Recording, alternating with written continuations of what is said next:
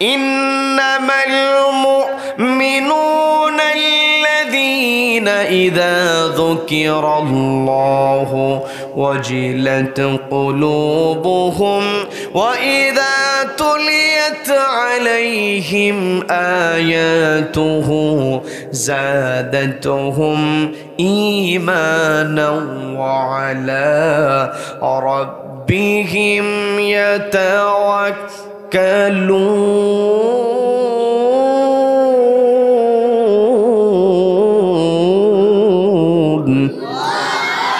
আল্লাহ বলছেন ইন্নামাল মুমিনুন, তারাই হলো মুমিন, আল্লাযীনা ইযা যুকিরাল্লাহ, যাদের সামনে আল্লাহর নাম উচ্চারিত হয়, ওয়াজিলাত কুলুবুহুম, অন্তরটা কেঁপে ওঠে। কার ভয়ে? সবাইকে বলতে হবে কার ভয়ে? ওই যে বিচারক, তার অন্তর আল্লাহর ভয় ছিল, যার কারণে তিনি তার হাতটা প্রদান করেছেন। 20টা বেতের বাড়ি যখন সম্পন্ন হয়েছে, তিনি বলছেন আমি যেমন খলিফার প্রতিনিধি হিসাবে এই যে চেয়ারে বসে আমি আমার হাতের মধ্যে 20টা বেতের বাড়ি নিয়েছি, এখন 30টা বেতের বাড়ি আছে।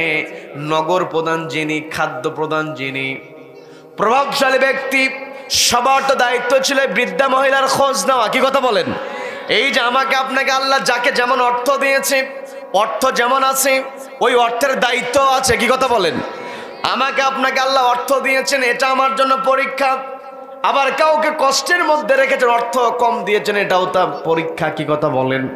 কি কথা বলেন? যার অর্থ কম, ধৈর্য ধারণ করতে হবে কারো পড়ে?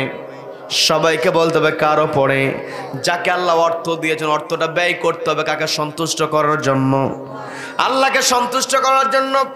ওই বিচারক বলছেন নগর প্রধান যিনি ছিলেন, তার তো দায়িত্ব ছিল নগরে নগরের কোন কোন অধিবাসী জনগণকে কোন কষ্টের মধ্যে আছে খোঁজ নাও।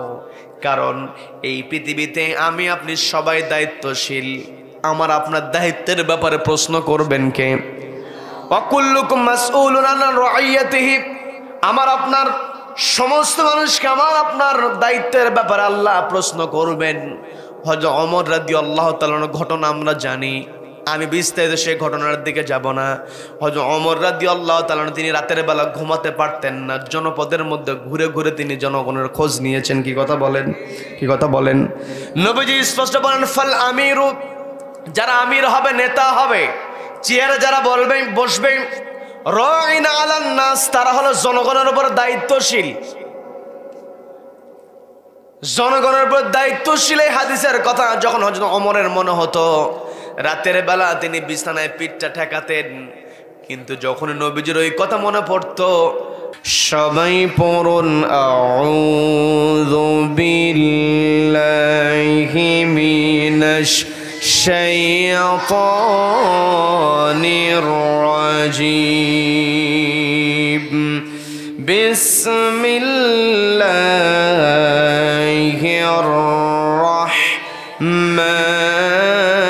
রাহমানির রাহিম।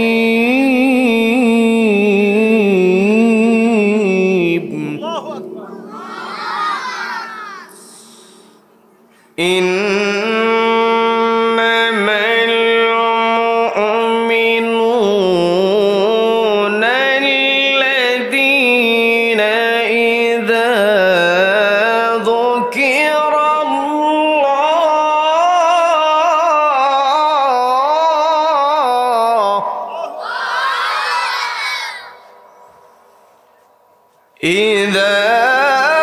ذكر الله وجلت قلوبهم وإذا تليت عليهم آياته زادتهم إيمانا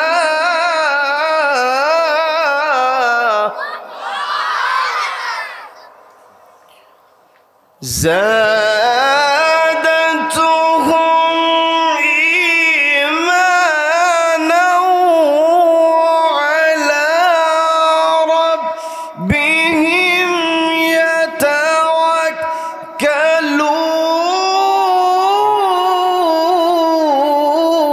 يتوكلون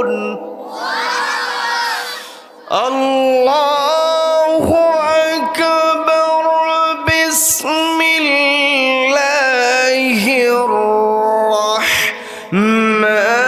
রাহমানির রাহিম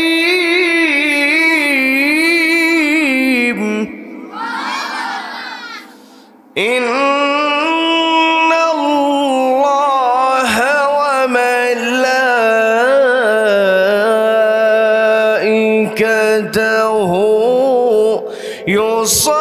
ইউসাল্লুনা আলান নবী ইয়া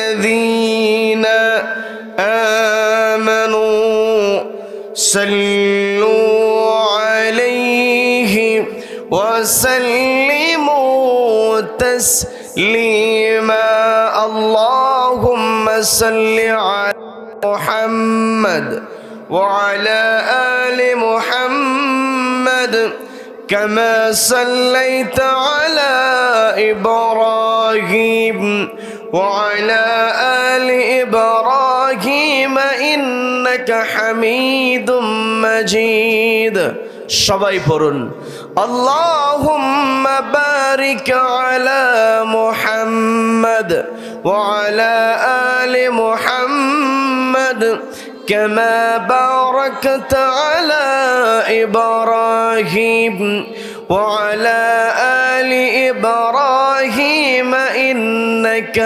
حميد مجيد আমি কোরআনের সুর মাঝে শুনেছি যে নাম আজানের সুর মাঝেও শুনেছি ও নাম আমি কোরআনের সুর মাঝে শুনেছি যে নাম আজানের সুর মাঝেও শুনেছি ও নাম শুনেছি আমি আমার হৃদয়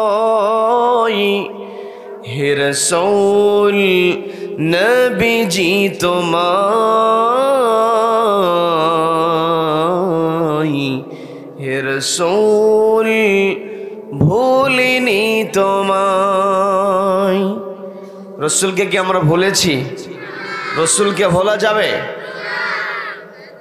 বাংলাদেশের অন্যতম প্রসিদ্ধ জেলা মহানগরীয় জেলা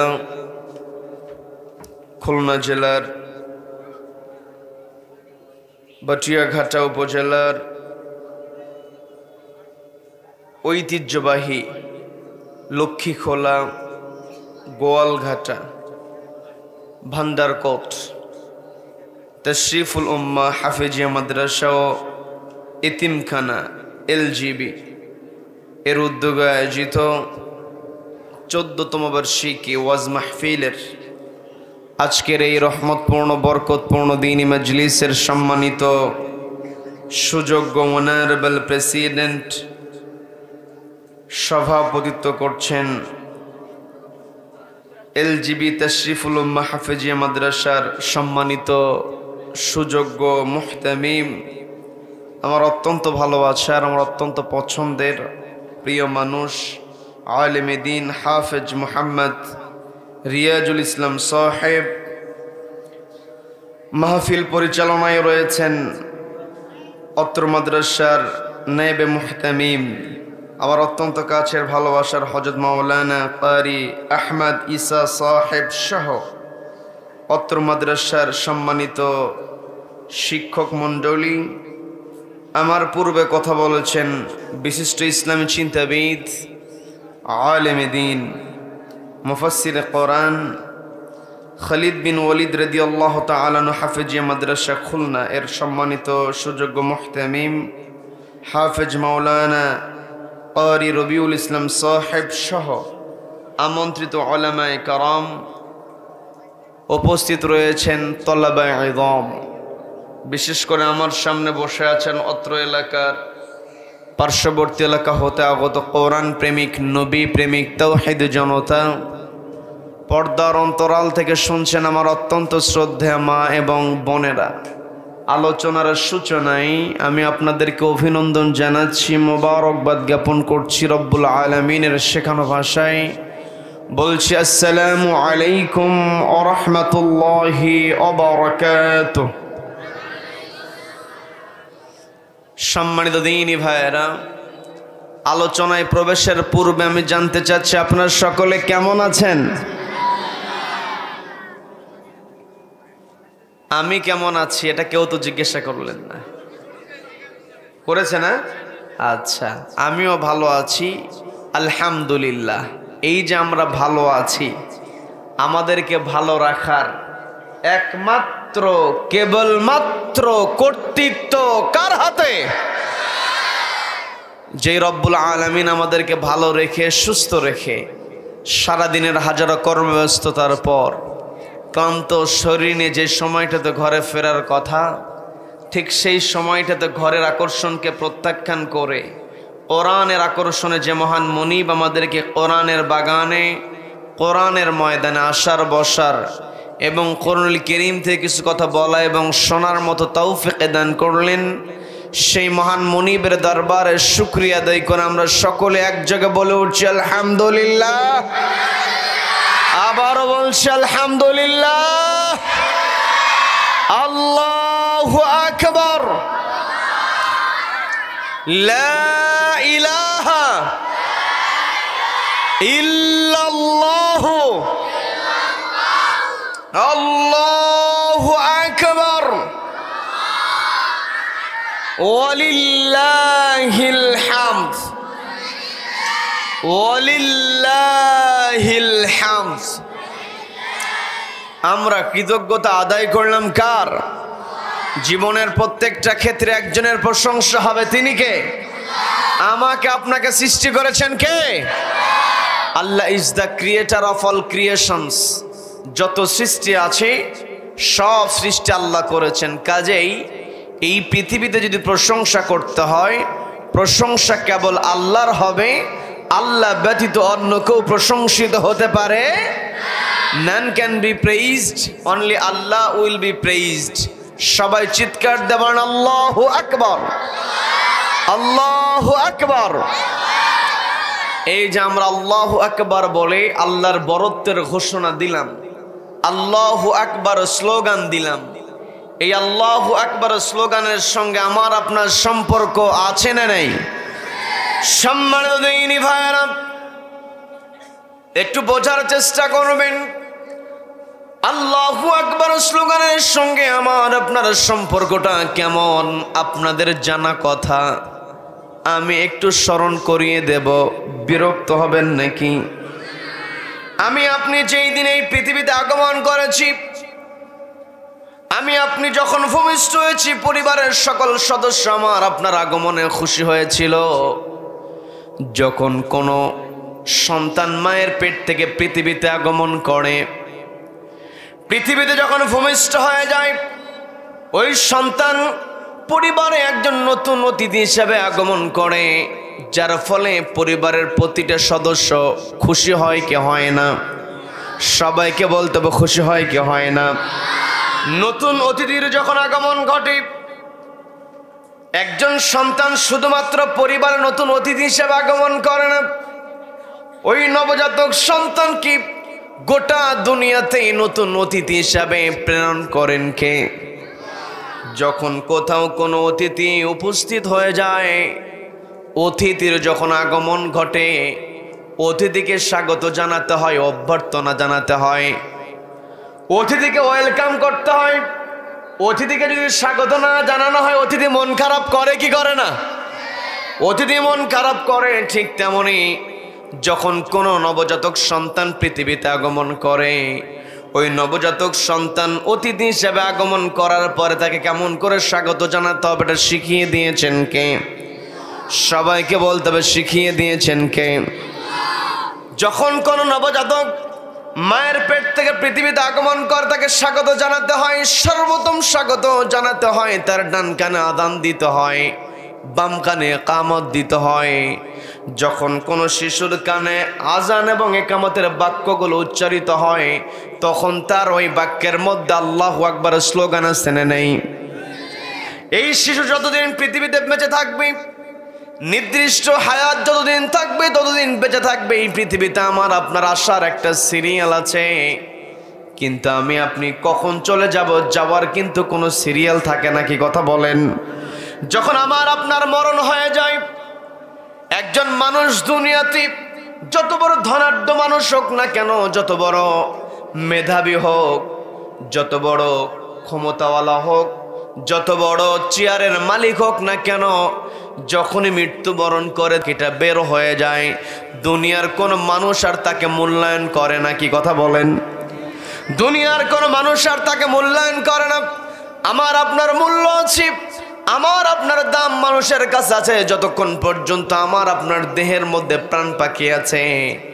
কিন্তু যেই দিন আমার আপনার মরণ হয়ে যাবে, মালাকুল মাউত যখন এসে আমার আপনার দেহ থেকে প্রাণ পাখিটা বের করে নেবে, আমি আপনি যত ভালোবাসার মানুষই হই না কেন, যত প্রিয় মানুষই আমি আপনি হই না কেন, দুনিয়ার কোন মানুষ আমাকে আপনাকে আর মাটির উপরে রাখবে না। সবার চিন্তা হলো কত দ্রুত মাটি চাপা দেওয়া যায়, কবরে নিয়ে যাওয়া যায়। কথা বলেন ঠিক কিনা?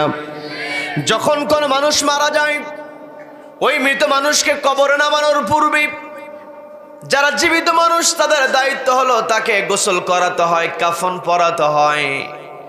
যখন কবরে লাশটা নামানো হবে, লাশটা নামানোর পূর্বে জীবিত মানুষেরা সবাই একত্রিত হয়ে লাশটাকে সামনে রেখে দিয়ে একটি দোয়ার নামাজ আদায় করে। সবাইকে বলতে হবে সে নামাজের নাম কি? সবাই একটু জোরে বলেন, সে নামাজের নাম কি? যখন জানাজা নামাজ আদায় করা হয়, এই জানাজা নামাজের মধ্যে 4 বার আল্লাহু আকবারের স্লোগান আছে না নাই? তার মানে আমি আপনি যেই দিন পৃথিবীতে আগমন করেছি, আমাকে আপনাকে স্বাগত জানানো হয়েছে আল্লাহু আকবারের স্লোগান দিয়ে। আবার যেই দিন আমি আপনি পৃথিবী ছেড়ে চলে যাব, সেই দিন আমাকে আপনাকে বিদায় জানানো হবে আল্লাহু আকবারের স্লোগান দিয়ে। কি কথা বলেন? কি কথা বলেন? এর দ্বারা বোঝা যায় আমার শুরুতে আল্লাহু আকবার, আমার আপনার শেষে আল্লাহু আকবার। এর দ্বারা বোঝা যায় যতদিন পর্যন্ত পৃথিবীতে আমি আপনি বেঁচে থাকবো, মাঝখানে যতদিন আমার আপনার হায়াত আছে ততদিন আমার আপনার একটাই স্লোগান হবে, নারায়ে তাকবীর। সবাইকে বলতে হবে নারায়ে তাকবীর। এই আল্লাহু আকবারের স্লোগানকে যখন আমি আপনি আমার আপনার স্লোগান বানিয়ে নেব, তখন আমাকে আপনাকে চলতে হবে একটি কিতাবের আলোকে। সবাইকে বলতে হবে কিতাবের নাম কি? সবাইকে বলতে হবে কিতাবের নাম কি? এই আল কোরআন রব্বুল আলামিন আমাকে আপনাকে দিয়েছেন। এই পৃথিবীতে আমার আপনার চলার জন্য যা যা দরকার সবকিছু রব্বুল আলামিন তুলে ধরেছেন। তিবিয়ানান লিকুল্লি শাই, বান্দার জন্য যা যা দরকার এই পৃথিবীতে আমি আপনি কেমন করে চলবো সব নীতি কোরআনের মধ্যে ঢুকিয়ে দিয়েছেন কে? এই কোরআনটা আমার আপনার নীতির কিতাব। কি কথা বলেন? আমার কথা কি বুঝতে কষ্ট হচ্ছে? কষ্ট হচ্ছে? এই কোরআনকে আল্লাহ রাব্বুল আলামিন আমার আপনার জন্য নীতির কিতাব বানিয়ে দিয়েছেন। এই পৃথিবীতে রব্বুল আলামিন আমাকে আপনাকে পাঠিয়েছেন। এই পৃথিবীতে আমার আপনার জন্য যা যা দরকার সবকিছু রব্বুল আলামিন দিয়েছেন। বলেন না সুবহানাল্লাহ। শুধু তাই নয়, রব্বুল আলামিন স্পষ্ট জানিয়ে দিলেন পৃথিবীর যা কিছু আছে সবকিছু আমাদের জন্য সৃষ্টি করা হয়েছে। বলেন না সুবহানাল্লাহ। পবিত্র কোরআনের 2 নম্বর সূরা সূরা বাকারার 29 নম্বর আয়াতে রব্বুল আলামিন সুন্দর করে বলছেন, হুয়াল্লাযী খালাকালাকুম মা ফিল আরদি জামিআ।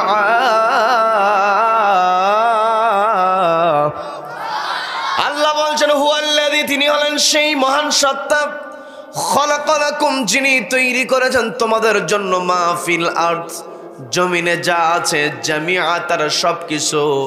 তার মানে এই পৃথিবীতে যা যা তৈরি করা হয়েছে সবকিছু রব্বুল আলামিন আমাদের জন্য তৈরি করেছেন। বলেন না সুবহানাল্লাহ। যত সৃষ্টি আছে প্রত্যেকটা সৃষ্টির মধ্যে রব্বুল আলামিন আমাকে আপনাকে শ্রেষ্ঠ সৃষ্টি বানিয়েছেন। বলেন না সুবহানাল্লাহ। আল্লাহ রাব্বুল আলামিন সুন্দর করে জানিয়ে দিচ্ছেন, ওয়ালাকাদ কাররামনা বানি আদম, আদম সন্তানকে আমি সম্মানিত করেছি। এই পৃথিবীতে আমার আপনার সম্মান ততক্ষণ থাকবে যতক্ষণ পর্যন্ত আমি আপনি একটি কিতাবকে মানব। সেই কিতাবের নাম কি? এই আল কোরআন। আমাকে আপনাকে মানতে হবে, এই কোরআন মেনে চলতে হবে। রব্বুল আলামিন আমাকে আপনাকে পৃথিবীতে পাঠালেন। পৃথিবীতে পাঠানোর পরে আমি আপনি কেমন করে চলবো, আমার আপনারা যা যা প্রয়োজন সব প্রয়োজন আল্লাহ মিটাইয়া দিয়েছেন। এত এত নিয়ামত আল্লাহ আমাকে আপনাকে দিয়েছেন। আমি আপনি যদি আল্লাহর নিয়ামতের গণনা শুরু করে দেই, কখনো নিয়ামতের গণনা করে শেষ করতে পারবো না। রব্বুল আলামিন সে কথাটা সুন্দর করে জানিয়ে দিয়ে বলছেন, ওয়া ইন তাউদ্দু নি'মাতাল্লাহি লা তুহসুহা ইন্নাল্লাহা লাগফুরুর রাহিম।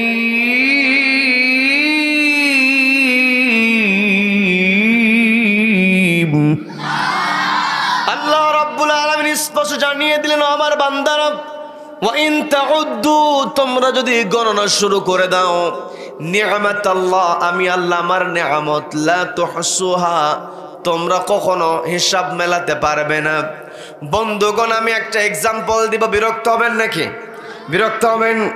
আল্লাহ রাব্বুল আলামিন যে আমাকে আপনাকে কত নিয়ামত দিয়েছেন, এই নিয়ামতের শুকরিয়া যদি আমি আপনি আদায় করতে চাই, অবশ্যই কোরআনকে মানতে হবে। একটা নিয়ামতের এক্সাম্পল আপনাদেরকে দেই। এই জায়গাতে আমরা যারা এখন উপস্থিত আছি, আমরা সবাই জীবিত মানুষ। আমাদের শ্বাস প্রশ্বাস চলছে।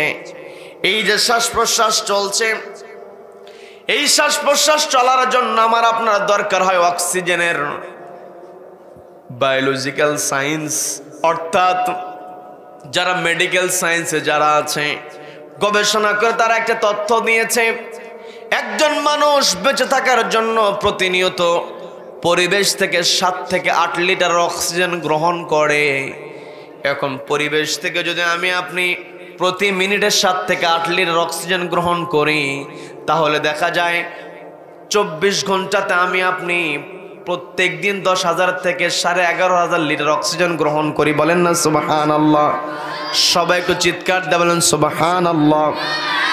এই যে আমি আপনি হাজার হাজার লিটার অক্সিজেন গ্রহণ করছি, এই অক্সিজেনের কোনো বিল আমার আপনার দিতে হয় নাকি? কোনো বিল আমি আপনি দেই না। এই যে প্রত্যেক দিন আমি আপনি হাজার হাজার লিটার অক্সিজেন গ্রহণ করছি, এর পুরোটাই যদি আমার আপনার দেহের মধ্যে ঢুকে যায়, আমি আপনি আবার অসুস্থ হয়ে যাব। যার কারণে 10,000 থেকে 11,500 লিটার অক্সিজেন থেকে রব্বুল আলামিন মাত্র 500 লিটার অক্সিজেন সেকে নেওয়ার জন্য যে মেকানিজম দরকার, সে মেকানিজম আমার আপনার দেহের মধ্যে সৃষ্টি করেছেন। বলেন না সুবহানাল্লাহ? এই জায়গায় আমি আপনি বিভিন্ন বয়সের হতে পারি। কারো বয়স 10 বছর, কারো বয়স 50 বছর, কারো বছর 30 বছর, যার যে বয়সী হোক না কেন, যদি শুধু জিজ্ঞাসা করা হয় যেই দিন তোমার মায়ের পেট থেকে তুমি পৃথিবীতে এসেছো, ওই দিন থেকে নিয়ে আজকে পর্যন্ত শুধু অক্সিজেনের হিসাবটা দাও, আমি আপনি দিতে পারবো নাকি? এই যে আল্লাহ রাব্বুল আলামিন আমাকে আপনাকে এত এত সৃষ্টি দিলেন আমার আপনার জন্য, এত এত নিয়ামত রব্বুল আলামিন আমার আপনার জন্য তৈরি করলেন, আমাকে আপনাকে দান করলেন, আমাকে আপনাকে আশরাফুল মাখলুকাত সৃষ্টির সেরা সৃষ্টি বানালেন। এর কারণ আছে না নাই? সবাইকে বলতে হবে, এর কারণ আছে না নাই? খুবই পরিচিত আয়াত, সবাই আমার সঙ্গে পড়েন। ওয়ামা খালাকাতুল জিন্না ওয়াল ইনসা ইল্লা লিয়াবুদুন।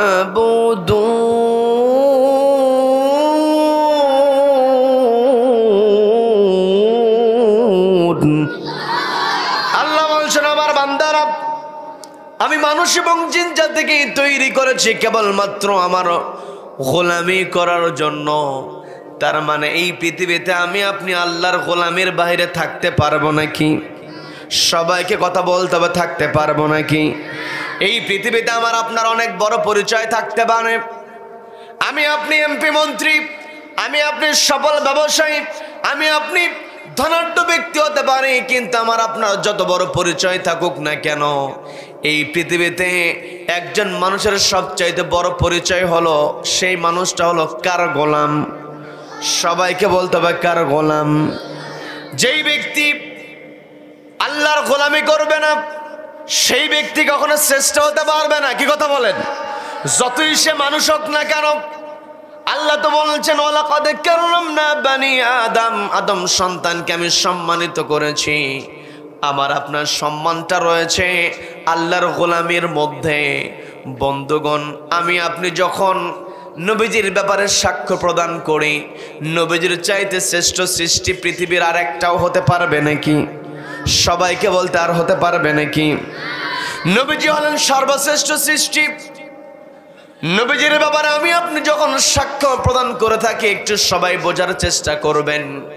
খুবই গুরুত্বপূর্ণ কথা, এই কথাটা বোঝা খুবই দরকার। সেটা হলো আমি আপনি যখন নবীজির ব্যাপারে সাক্ষ্য প্রদান করি, ওয়া আশহাদু আন্না মুহাম্মাদান আবদুহু ওয়া রাসূলুহু, এই জায়গাতে আমি আপনি বলি মুহাম্মাদান আবদুহু ওয়া রাসূলুহু।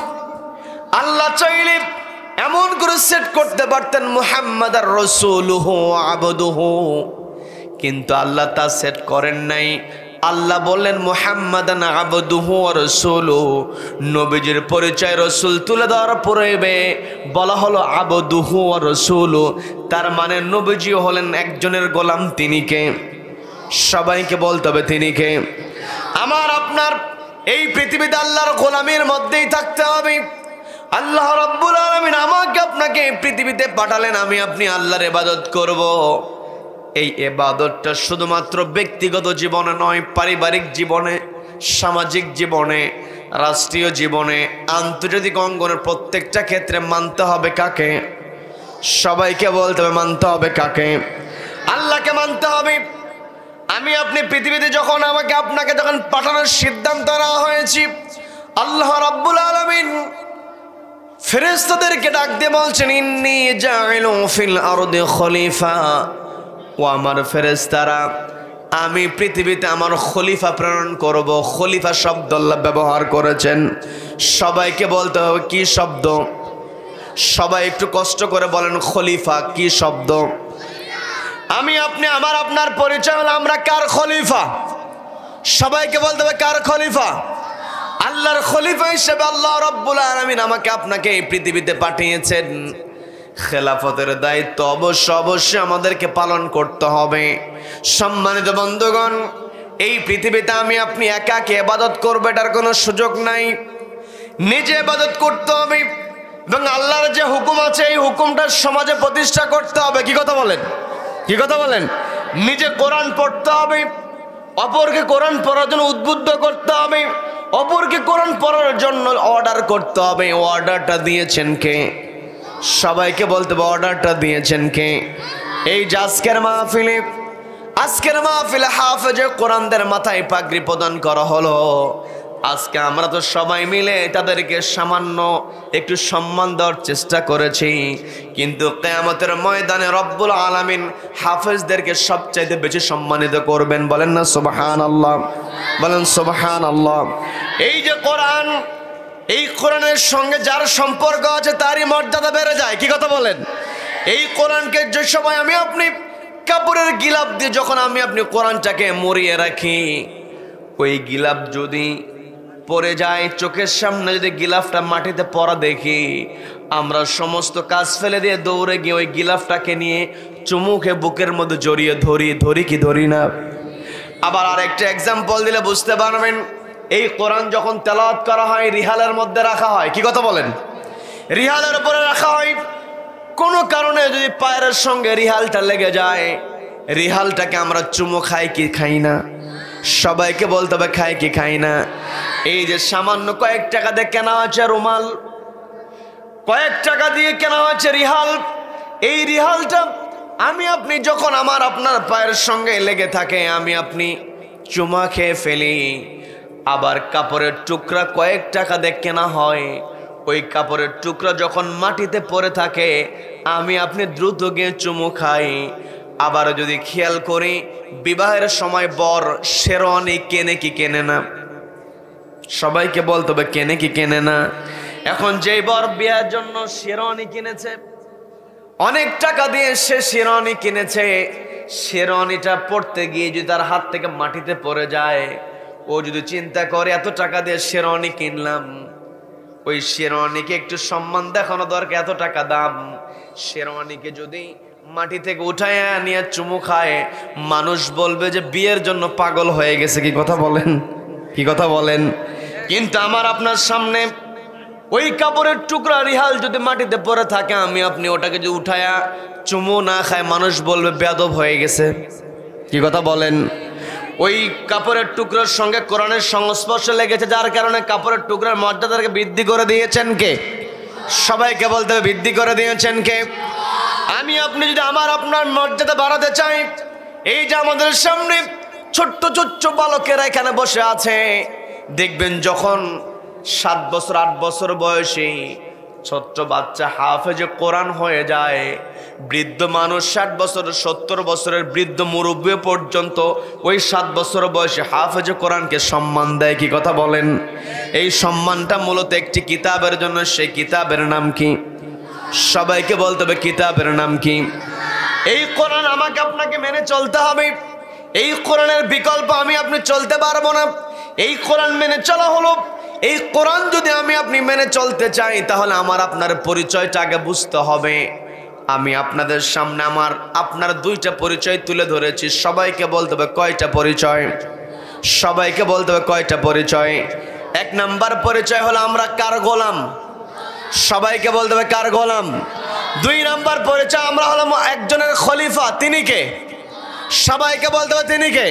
তার মানে আমার আপনার 1 নাম্বার পরিচয় হলো আমরা আল্লাহর গোলাম। 2 নাম্বার পরিচয় হলো আপনি হলাম আল্লাহর খলিফা। আমাকে আপনাকে আল্লাহর ইবাদত করতে হবে, করে নিজেকে আল্লাহর গোলাম প্রমাণ করতে হবে। আবার আল্লাহর জমিনে আল্লাহর বিধান কায়েমের জন্য এই কোরআনকে সামনে রেখে চলতে হবে। আমার পূর্বে হাফেজ কারি রবিউল ইসলাম ভাই তিনি একটা হাদিস তেলাওয়াত করেছিলেন, পাঠ করেছেন আপনাদের সামনে। মান জাআলাহু আমামাহু কাদাহু ইলাল জান্নাহ, যেই ব্যক্তি কোরআনকে তার ইমাম বানায় নেবে, কাদাহু ইলাল জান্নাহ, এই কোরআন তাকে আল্লাহর জান্নাতে নিয়ে যাবে। বলেন না সুবহানাল্লাহ? বলেন সুবহানাল্লাহ। আমামাহু মানে এই কোরআনকে জাআলাহু জাআলাল কোরআন, এই কোরআনকে ইমাম বানানো, এটাই হচ্ছে খেলাফতের দায়িত্ব। কি কথা বলেন? কি কথা বলেন? এই কোরআনের মধ্যে রব্বুল আলামিন নীতি ঢুকিয়ে দিয়েছেন। এই কোরআনের নীতির আলোকে যদি আমি আপনি চলি, নিজেকে আমি আপনি শ্রেষ্ঠ বানাতে পারবো। কোরআনের নীতির বাইরে আমার আপনার চলার কোনো উপায় থাকবে না। সম্মানিত বন্ধুগণ, আল্লাহ রাব্বুল আলামিন আমাকে আপনাকে ইবাদতের জন্য তৈরি করেছেন, আমাকে আপনাকে খলিফা হিসাবে পৃথিবীতে প্রেরণ করেছেন। এখন আমি আপনি খেলাফতের দায়িত্ব কেমন করে পালন করব? কোরআনকে প্রশ্ন করলে কোরআন জবাব দিতে পারে কি পারে না? সবাইকে বলতে হবে পারে কি পারে না? পবিত্র কোরআনের 3 নম্বর সূরা, সবাইকে বলতে হবে কত নম্বর সূরা?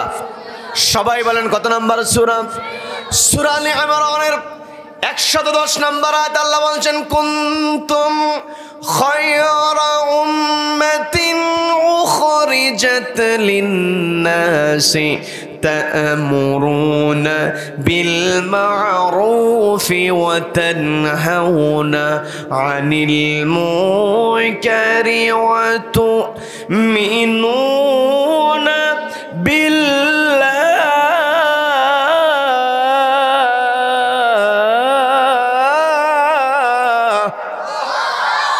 আল্লাহ বলছেন কুনতুম খায়রা উম্মাহ, তোমরা উত্তম জাতি হতে পারবে। আমি আপনি উত্তম হতে চাই কি চাই না? সবাইকে বলতে হবে চাই কি চাই না?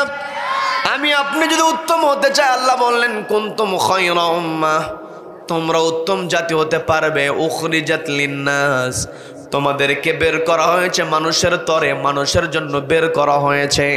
তার মানে এই পৃথিবীতে আমি আপনি যদি শ্রেষ্ঠ হতে চাই, অবশ্যই মানুষের জন্য কাজ করতে হবে। অর্ডারটা দিয়েছেন কে? আমি আপনি যখন মানুষের জন্য কাজ করব, আল্লাহ 1 নাম্বার বললেন তা'মুরুনা বিল মা'রুফ, তোমাদের দায়িত্ব হলো সৎ কাজের আদেশ দেবে। এখন আমি আপনি যদি সৎ কাজের আদেশ দিতে চাই, নিজেকে সেই কাজ সৎ কাজ করতে হবে কি হবে না? নিজেকে সেই কাজ করতে হবে। তার মানে আল্লাহ অর্ডার দিলেন তা'মুরুনা বিল মারুফ, তোমরা সৎ কাজের আদেশ দেবে, ওয়া তানহাউনা আনিল মুনকার, অসৎ কাজে বাধা প্রদান করবে। তার মানে নিজেকে ভালো কাজ করতে হবে, অন্যায় কাজ থেকে দূরে সরিয়ে রাখতে হবে। এবং চোখের সামনে যখন অন্যায় সংগঠিত হবে, খারাপ কাজ সংগঠিত হবে, সেখানে বাধা দেওয়ার দরকার আছে না নাই? সবাইকে বলতে বাধা দেওয়ার দরকার আছে না নাই? আমার দেশে অন্যায় কাজ আছে না নাই? আমার দেশে চুরি আছে না নাই? কম না বেশি? আমার দেশে চোর বেশি না মানুষ বেশি? চোর বেশি না মানুষ বেশি? মানুষ বেশিও বলে, চোর বেশিও বলে। এখন কোন দিকে যাব? আমার দেশে মানুষ বেশি, কিন্তু চোরকে সহ্য করার মানুষ বেশি। চোরের বিরুদ্ধে যে প্রতিবাদ করবে সে মানুষের সংখ্যা কম। কি কথা বলেন? ওয়া তানহাউনা আনিল মুনকার, অসৎ কাজে বাধা প্রদান করতে হবে। অর্ডার দিয়েছেন কে? কে দিয়েছেন? আমার দেশে চুরি, প্রত্যেকটা জায়গায় চুরি আছে না নাই? আছে না নাই? আমাদের প্রতিবাদ নাই। হ্যাঁ, তবে প্রতিবাদ আছে যখন কোনো মুরগি চোর ধরা পড়ে, জুতা চোর ধরা পড়েছে, সবাই একত্রিত হয়ে আমরা আচ্ছা গণধোলায়, আছে না নাই? আছে না নাই? জীবনে কাউকে মারতে যায় নাই, কোথাও কোনো প্রতিবাদ করতে যায় নাই। যখন শুনেছে যে জটলার মধ্যে কি হয়েছে, বলে ওখানে গণধোলাই চলছে, মুরগি চোর ধরা পড়েছে, ও চিন্তা করতেছে আমার তো কোনোদিন সাহস হয় নাই কোনো প্রতিবাদ করার, কাজেই যেহেতু একটা সুযোগ আছে, দুইটা থাপ্পড় আমিও মেরে আসি। আছে না নাই? জুতা চোর ধরা পড়লো, মুরগি চোর ধরা পড়লো, আমি আপনি এসে গণধোলাই দিলাম।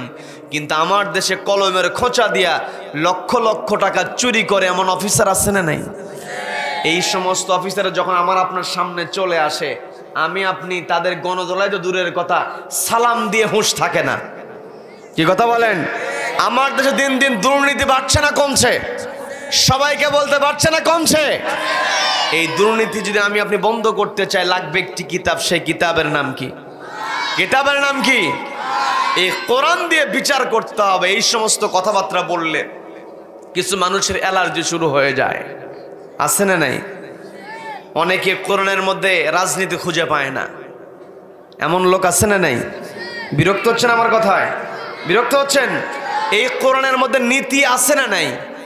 সবাইকে বলতে হবে, নীতি আছে না নাই? আছে। কোনো কিছু শ্রেষ্ঠ হলে রাজা যেই চেয়ারে বসে সেই চেয়ারের চাইতে শ্রেষ্ঠ চেয়ার আছে? রাজা যে চেয়ারে বসে সেই চেয়ারকে বলা হয়, যেই সিংহাসনে বসে সেই সিংহাসনকে বলা হয় রাজ সিংহাসন। কি কথা বলেন? যখন আমরা কোথাও বড় প্রাসাদ দেখি, বিল্ডিং দেখি, আমরা বলে ফেলি রাজপ্রাসাদ, বলি কি বলি না? যেই মিস্ত্রিরা রাজপ্রাসাদ তৈরি করে তাদেরকে বলা হয় রাজমিস্ত্রি। কি কথা বলেন? আপনাদেরকে আরো এক্সাম্পল দিলে বুঝতে পারেন। আপনাদের আশেপাশে পানি বেশি, পানিতে হাঁস পালন করে এমন লোক আছে না নাই? যেই হাঁসটা বড় হয়, শ্রেষ্ঠ হয়, সে হাঁসকে কি বলা হয়? কি বলেন?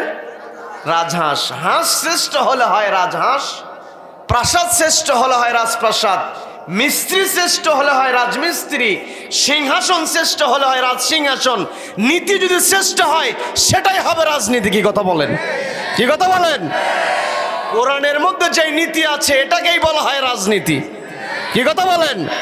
আজকে কোরআন দিয়ে যদি দেশ চলতো, আজকে যদি কোরআনের বিধানের আলোকে আমার আপনার দেশে আইন আদালত পরিচালিত হতো, অপরাধীদেরকে শাস্তি দেওয়া হতো, তাহলে যেই সমস্ত অপরাধীরা কলমের খোঁচা দিয়া লক্ষ লক্ষ টাকা আত্মসাৎ করে, ওই সমস্ত অফিসারদের হাত কেটে দেওয়া হতো। কি কথা বলেন?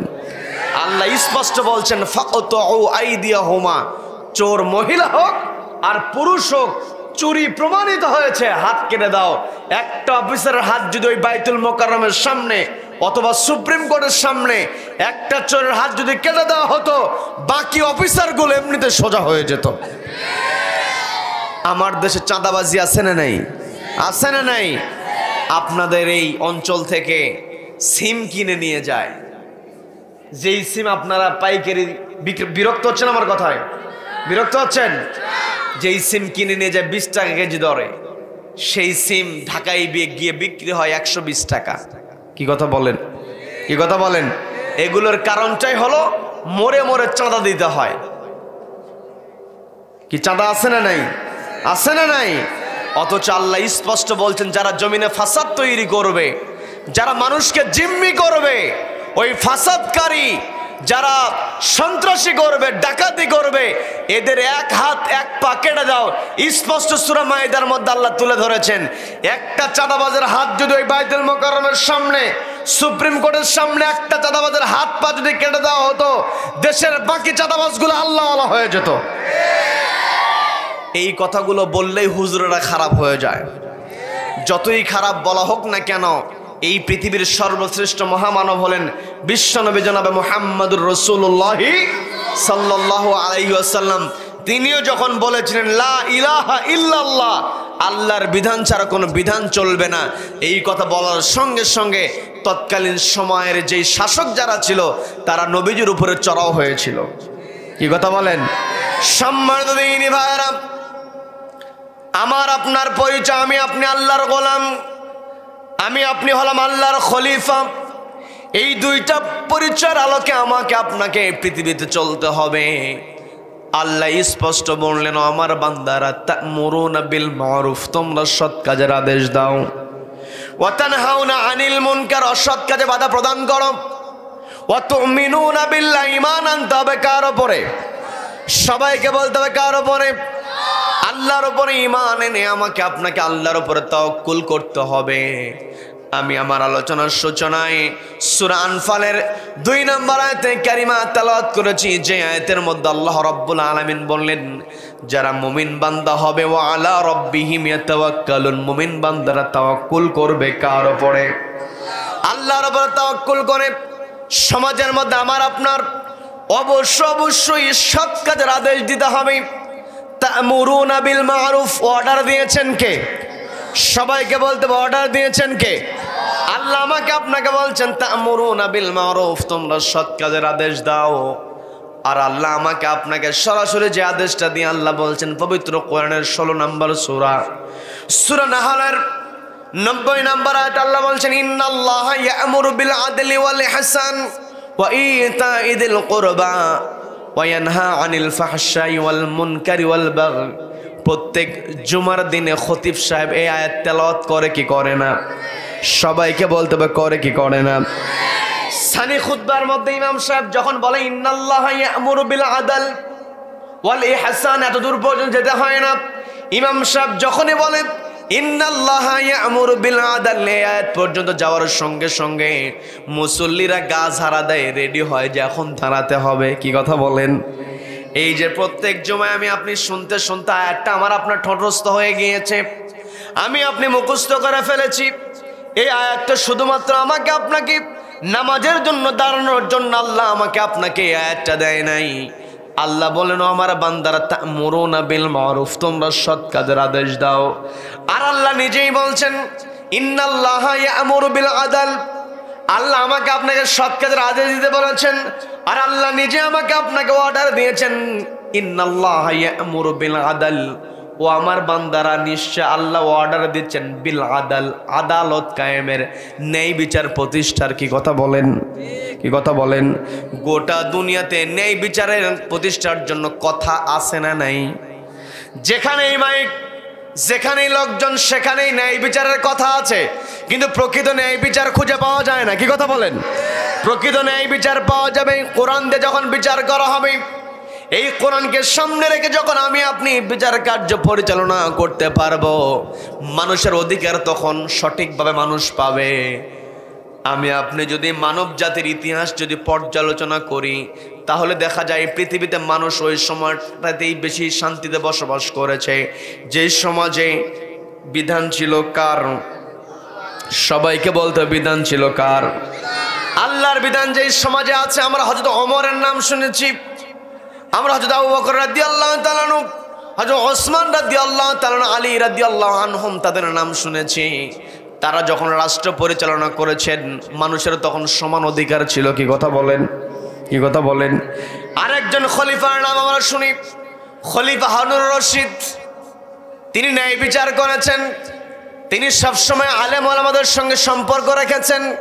খলিফা হারুনুর রশিদ তিনি ন্যায় বিচার সমাজের মধ্যে প্রতিষ্ঠা করতে পেরেছিলেন, কারণ তিনি যখন তার রাষ্ট্র পরিচালনা করেছেন, রাষ্ট্র পরিচালনার সময় তিনি একটি কিতাবকে প্রাধান্য দিয়েছেন। সবাইকে বলতে হবে সেই কিতাবের নাম কি?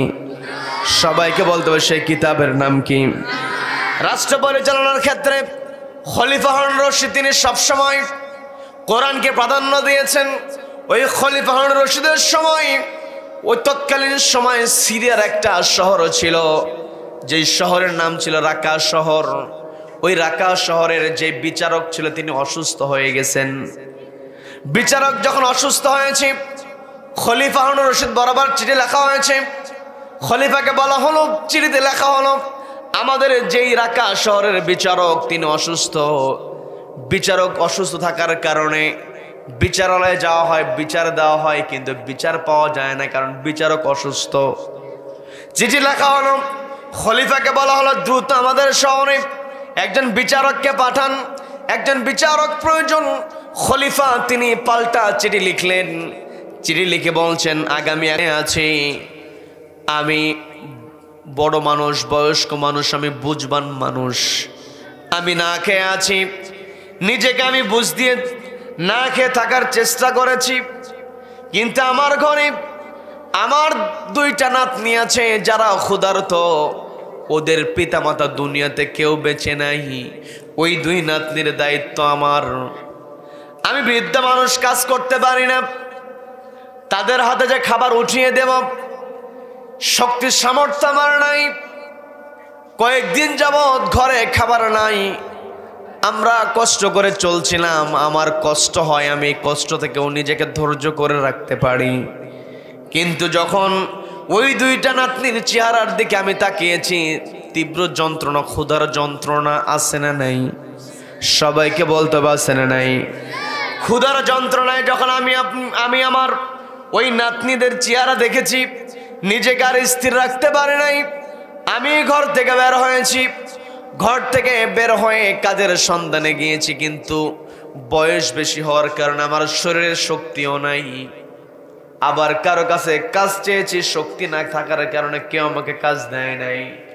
আমি সহযোগিতার হাত বাড়িয়েছি, কেউ আমাকে সহযোগিতা করে নাই। আমি যখন কোথাও কোনো কিছু না পেয়ে হতাশ হয়েছি, বাড়িতে ফিরে নাতনিদেরকে কি খাবার দেব? বিরক্ত হচ্ছেন নাকি? আমি বাড়িতে গিয়ে আমার নাতনিদেরকে কি খাওয়াবো? কোথাও তো কোনো কিছুর ব্যবস্থা করতে পারলাম না। আমি যখন নিরাশে বাড়ির দিকে রওনা হয়েছি, যাওয়ার সময় একটা দোকানের প্রতি আমার নজর পড়েছে। দোকানের প্রতি নজরে আমি যেটা দেখলাম, দোকানে রুটি আছে, রুটির দিকে লক্ষ্য করেছি। দোকানদারের দিকে তাকিয়ে দেখি দোকানদার অন্যমনস্ক হয়ে আছে। মনের মধ্যে ক্ষুধার যন্ত্রণার কারণে নাতনিদের কথা ভেবে আমি চিন্তা করলাম, দোকানদার যেহেতু অন্যমনস্ক হয়ে আছে, কয়েকটা রুটি আমি সেখান থেকে টান দিতে পারি। এই কথা চিন্তা করে আমি কয়েকটা রুটি সেখান থেকে নিয়েছি। নেওয়ার পরে মধুর বোতল ছিল সামনে, ওই মধু দিয়ে রুটি খাওয়ার জন্য আমি চিন্তা করলাম একটা মধুর বোতল টান দিয়ে নেই। আমি যখনই রুটি চুরি করার পরে মধুর বোতলটা চুরি করতে গিয়েছি, চুরি করার তো আমার অভিজ্ঞতা নাই, আমি ধরা পড়েছি। এই যে ধরা পড়লাম, এরপর তো আমাকে এখানে নিয়ে আসা হয়েছে। এই কথা শোনার পরে বিচারক বলছেন, আজকে নতুন করে আমি এই মামলার সম্পর্কে আর শুনানি করব না। এই মামলার রায়টা আমি তো এখন দিয়ে দিতে পারি, কারণ আসামি নিজেই তার অপরাধ স্বীকার করেছে। যখন কোনো অপরাধ আসামি স্বীকার করে নেয়, সেই অপরাধের বিচারের রায় দিতে কি আর কোনো সমস্যা থাকে নাকি? কোনো সমস্যা থাকে না। বিচারক বলছে, আমি অপরাধী যেখানে স্বীকার করে নিয়েছে তার অপরাধ, আমি চাইলে রায়টা এখনই দিয়ে দিতে পারি, কিন্তু এই বিচারের রায়টা আমি আজকে দেব না, আগামী দিন দেব। তবে আমি এই রায়টা যখন দেব, তখন আমার সামনে আমি এই শহরের যিনি নগর প্রধান, এই শহরের যিনি প্রধান, তাকে আমি চাই। খাদ্য প্রধানের দায়িত্ব যিনি পালন করে তাকেও আমি চাই। সফল ব্যবসায়ী যারা আছে, ধনাঢ্য ব্যক্তি যারা আছে, প্রভাবশালী যারা আছে, সবাইকে থাকতে হবে। সবাইকে তিনি নোটিশ করলেন, আগামী দিন যখন এই মামলার রায় শুনানি হবে, রায় প্রদান করা হবে, সেই দিন যেন এই সমস্ত লোকেরা হাজির থাকে। পরের নির্ধারিত দিনে যখন আদালত বসেছে, বিচারক তিনি রায় দিবেন। সবাইকে লক্ষ্য করে তিনি বলতেছেন, আমি চাইলে গতকালকে রায়টা দিতে পারতাম, কিন্তু এই রায়টা দেওয়ার জন্য আমি আপনাদেরকে ডেকেছি। এই মামলার রায়টা হলো, যেহেতু বৃদ্ধা মহিলা তিনি তার নিজের অপরাধটাকে স্বীকার করেছেন, তাকে কোনো জেরা করতে হয় নাই, আপোষে তিনি তার নিজের অপরাধটাকে স্বীকার করে নিয়েছেন। অপরাধী যখন অপরাধটাকে স্বীকার করে নিয়েছেন বৃদ্ধা মানুষ, সেই জন্য হাত কাটার যে বিধান আছে সেই বিধানটাকে তাকে মওকুফ করে দেওয়া হলো, মাফ করে দেওয়া হলো। তার জন্য হাত কাটার বিধান কার্যকর হবে না। এই কথা বলার পরে বলতেছেন, আরো দুইটা রায় এই মামলার জন্য আমি আরো দুইটা শাস্তি প্রদান করব। সেটা হলো, এই যে চুরি সংগঠিত হয়েছে, চুরি যত সংগঠিত হয়েছে, এই চুরি সংগঠিত হওয়ার জন্য 50টা বেতের বাড়ি আমি নির্ধারণ করলাম। সবাইকে বলতে হবে কয়টা বেতের বাড়ি? সবাই বলেন কয়টা?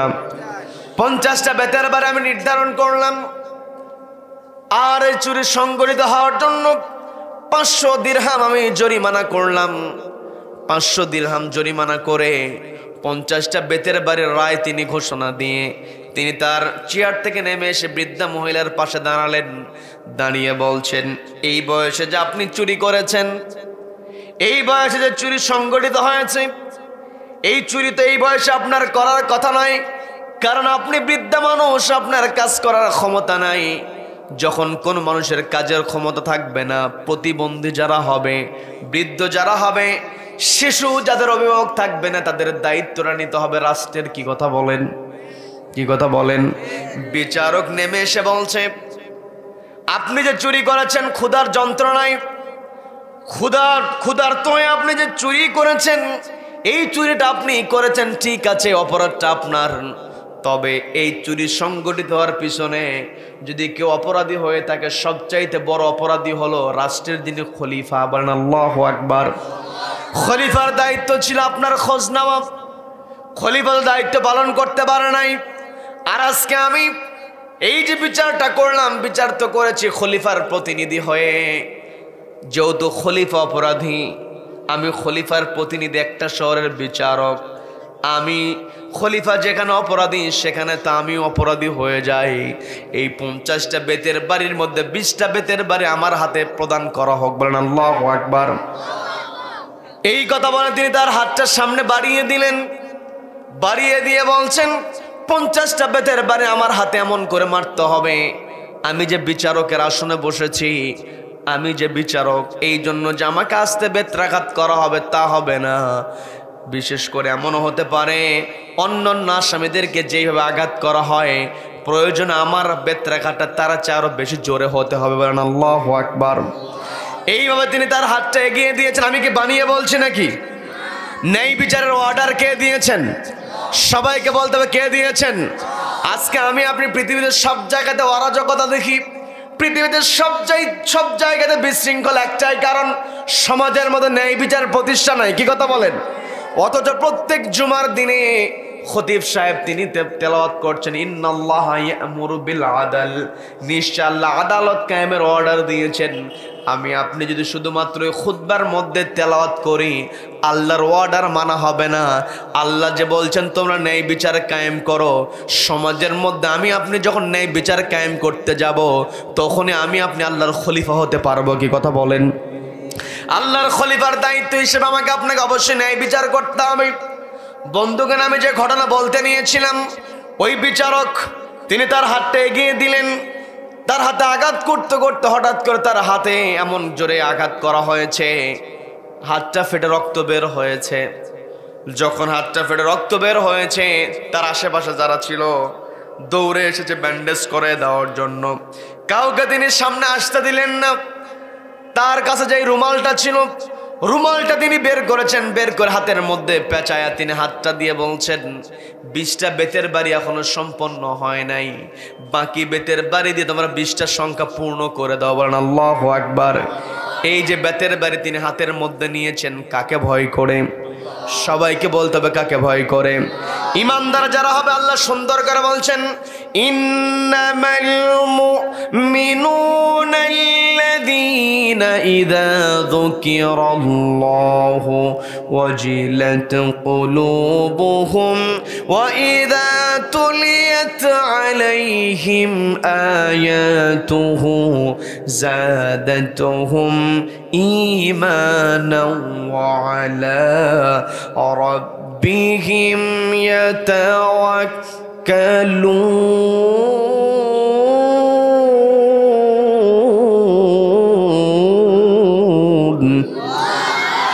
আল্লাহ বলছেন ইন্নামাল মুমিনুন, তারাই হলো মুমিন আল্লাযীনা ইযা যুকিরাল্লাহ, যাদের সামনে আল্লাহর নাম উচ্চারিত হয়, ওয়াজিলাত কুলুবুহুম, অন্তরটা কেঁপে ওঠে। কার ভয়ে?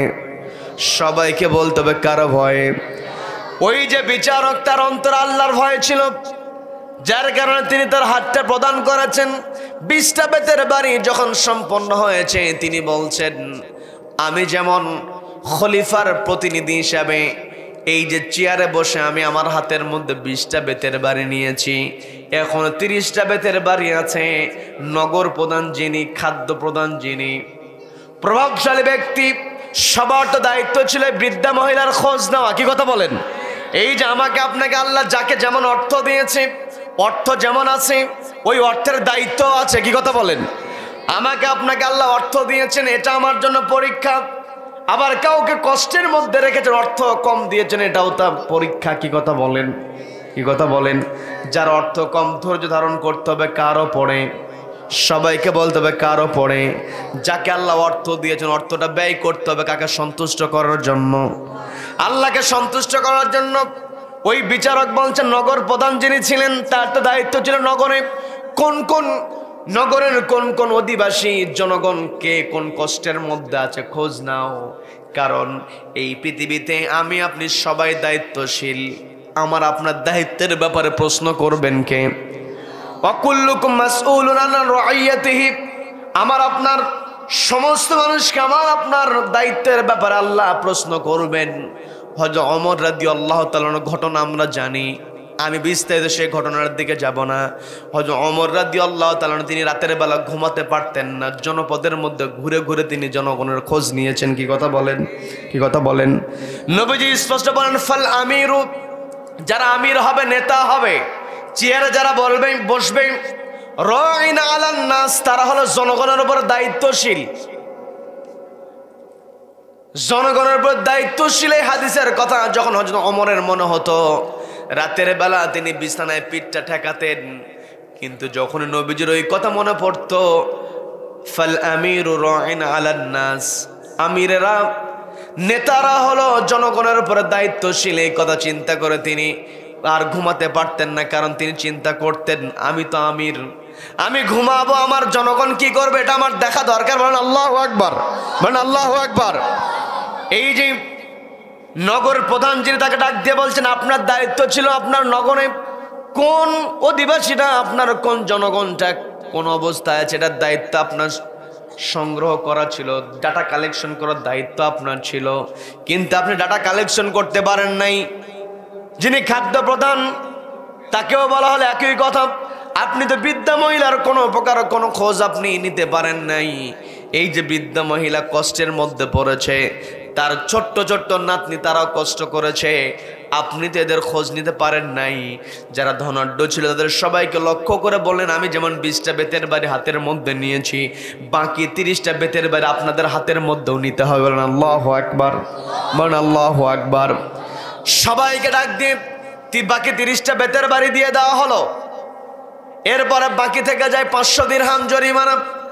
এখন যেই মহিলা খাদ্যের অভাবে চুরি করেছে, সেই মহিলার পক্ষে তো আর জরিমানা দেওয়া সম্ভব না। ওই বিচারক বলছেন 500 দিরহাম যেহেতু জরিমানা করা হয়েছে, এই 500 দিরহাম জরিমানা অবশ্যই দিতে হবে। তবে এই জরিমানা তো বৃদ্ধা মহিলা দিতে পারবে না, বৃদ্ধা মহিলার দেওয়ার সামর্থ্য নাই।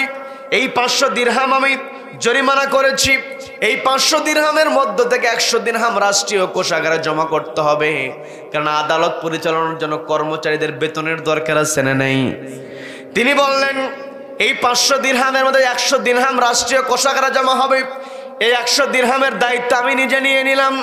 আর বাকি যেই 400 দিরহাম আছে, 400 দিরহাম পূরণের জন্য কাউকে তিনি 10 দিরহাম, কাউকে 20 দিরহাম, কাউকে 30 দিরহাম করে তিনি আলাদা আলাদা করে বন্টন করে দিয়ে 400 দিরহামের ব্যবস্থা তিনি করলেন। 400 দিরহাম যখন ব্যবস্থা হয়ে গেল, ওই বিচারক বলছেন 400 দিরহামের মধ্যে 20 দিরহাম চলে যাবে দোকানদারের কাছে, কারণ দোকানদারের পণ্য চুরি করা হয়েছে, দোকানদারের ব্যবসায় লস হয়েছে, দোকানদারকে জরিমানা দেওয়া হলো 20 দিরহাম। সবাইকে বলতে হবে কত দিরহাম?